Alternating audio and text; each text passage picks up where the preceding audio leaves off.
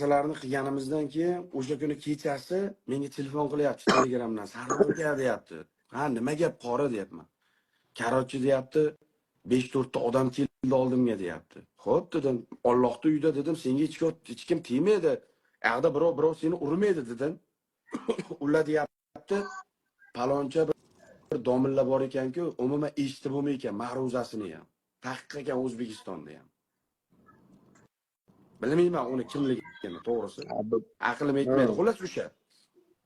Men o'shani shogirdiman. Mendan bir oy Qur'onni olasanda, o'qiysanda, meni o'zim seni olib ketaman, nimadir qilaman. Agar o'rgatgan narsalarimni yod olmasang, mana shu yerda seni otib tashlayman degan gaplarni qilishdi unga. Tushundingizmi? Men aytdim, qora dedim. Unday bo'lsa dedim, chiq ket yerdan dedim. Aka, kistamda bir so'm pulim yo'q dedi. Kistamda dedi, bir so'm pulim yo'q. Odilxon yana qotib qoldi. Qaytalardim.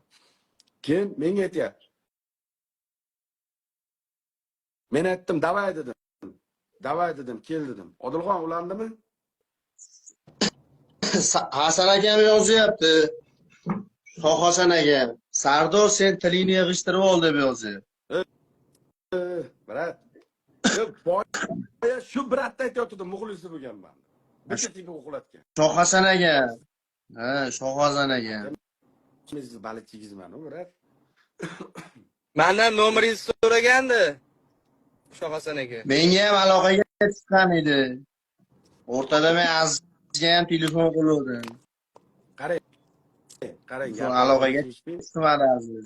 Meni bermadi. Gaplashamiz. Qarang. Keyin men uni chaqirib oldim.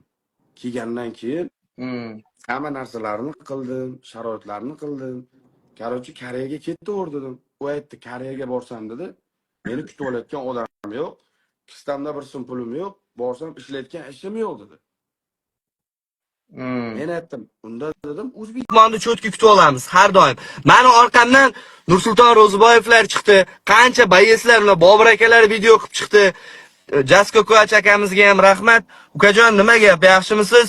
Nima bo'layapti? Nima yordam kerak deyapti. Men agar pidarras bo'lsam, neprav bo'lsam-da, shunaqa hurmatli insonlar orqamdan chiqadimi? Men javob beraman.